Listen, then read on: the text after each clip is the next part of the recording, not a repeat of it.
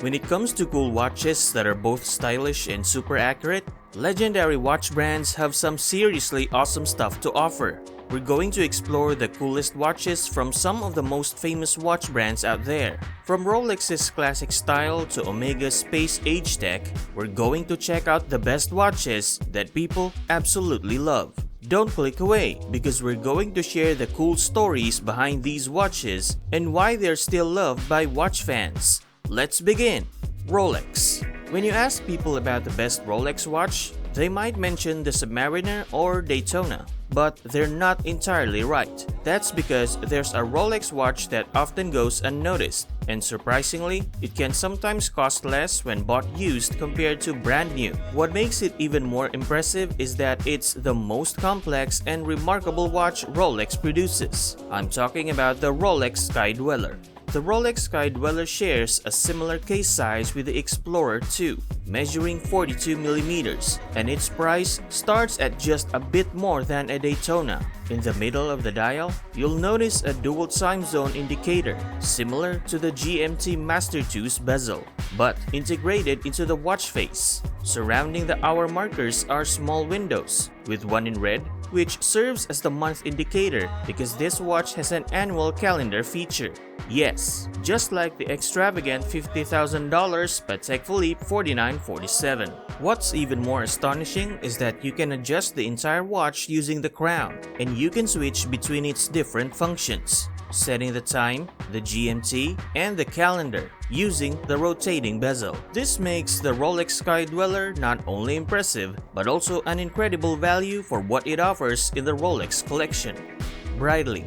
Breitling has had its fair share of both disappointing and outstanding watches over the years. However, one that has consistently shown above the rest is the one that made Breitling famous, the Navitimer. They saw a golden opportunity to establish their chronograph watches in the aviation industry. In fact, Breitling went a step further by creating a subsidiary known as the Wheat Aviation Department, dedicated to crafting 8-day aircraft clocks and chronographs. This aviation connection caught the attention of the Aircraft Owners and Pilots Association, or AOPA. If you were the captain of an aircraft, you'd find Breitling's Wheat Aviation instruments at your disposal. Even passengers in the back had their own Breitling Premier watches. But what about the casual aviation enthusiast?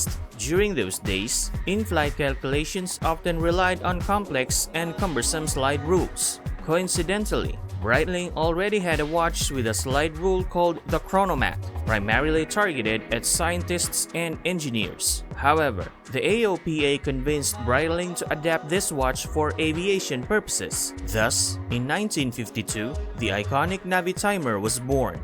JaegerLeCoultre.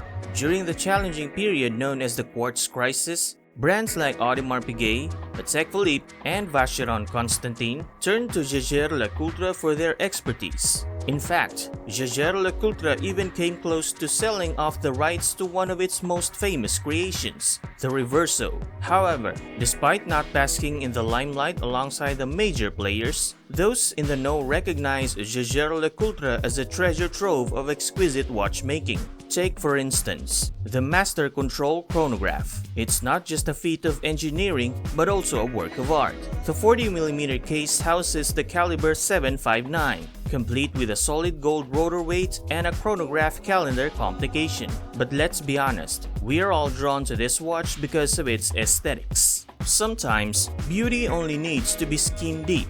Of course, being crafted by JaegerLeCoultre, the masters of meticulous engineering, it's likely to endure most challenges with grace. Omega. The story of the Omega Speedmaster is quite remarkable. It was developed alongside NASA to be the ideal watch for astronauts during their spacewalks. Interestingly, Omega had no inkling that NASA was even considering the Speedmaster as their official watch. They only found out about this when they saw pictures of astronaut Ed White wearing one during a spacewalk.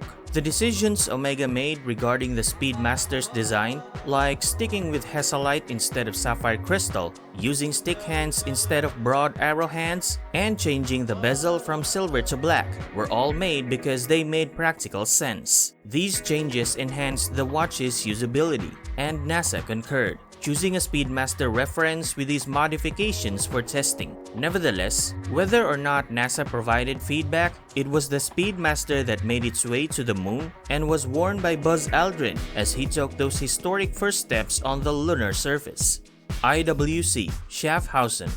The International Watch Company, or IWC, was not founded on style or romance, but on a pragmatic determination to create superior watches. Florentine Ariosto-Jones, its founder, was so committed to this vision that he left the United States and set sail for Schaffhausen, a small town in Switzerland. Jones's commitment was so unwavering that his business faced bankruptcy several times due to producing a higher volume of high-quality watches than initially anticipated. However, once a business-minded individual recognized the incredible engineering achievements at play, the watchmaker resurfaced and went on to achieve great success. One of their notable accomplishments was the ability to create incredibly precise movements that were significantly smaller than those of their competitors. This achievement led to Portuguese traveling businessmen requesting a wristwatch equipped with IWC's finest chronometer movement. Thus, the Portuguese watch was born, epitomizing the form follows function mantra while looking remarkably stunning. Today, the perpetual calendar variation of the Portuguese in a 42mm case represents, in my opinion, the pinnacle of engineering complexity combined with design simplicity in the watchmaking industry. It can flawlessly track days, months, years, and even leap years, all while maintaining the appearance of a chronograph. A truly remarkable sight to behold. Tudor. Often considered the default choice and a go-to for those who struggle to make decisions, the Black Bay 58 has gained a reputation as one of the least imaginative watches out there. However, the journey of the Black Bay 58, from the launch of the Heritage series starting with the Heritage Chrono to the refined Black Bay 58, reveals something quite unusual in the watchmaking industry. Tudor not only listened to the feedback of watch enthusiasts, but also took bold steps that defied tradition to implement these changes. The original Black Bay was criticized for being a bit too large, overly thick, and featuring a date function that cluttered the dial. The Black Bay 58 addressed all these issues and introduced vintage-inspired colors and an in-house movement. Some might call it pandering, but when a significant number of people strongly desire something, sometimes the best approach is to give it to them. Tudor did just that with the Black Bay 58. Measuring at 39mm and boasting a comfortably slim profile, it's not only an attractive watch but also one that suits a wide range of wearers. Moreover, its competitive price point for a well-known Swiss watchmaker has made it not just a default choice but also my go-to recommendation for people. Which of these watches do you love? Share your opinion in the comment section. Also, be sure to like and subscribe to Luxury Focus to stay ahead of all the latest news in the world of timepieces. Thanks for watching.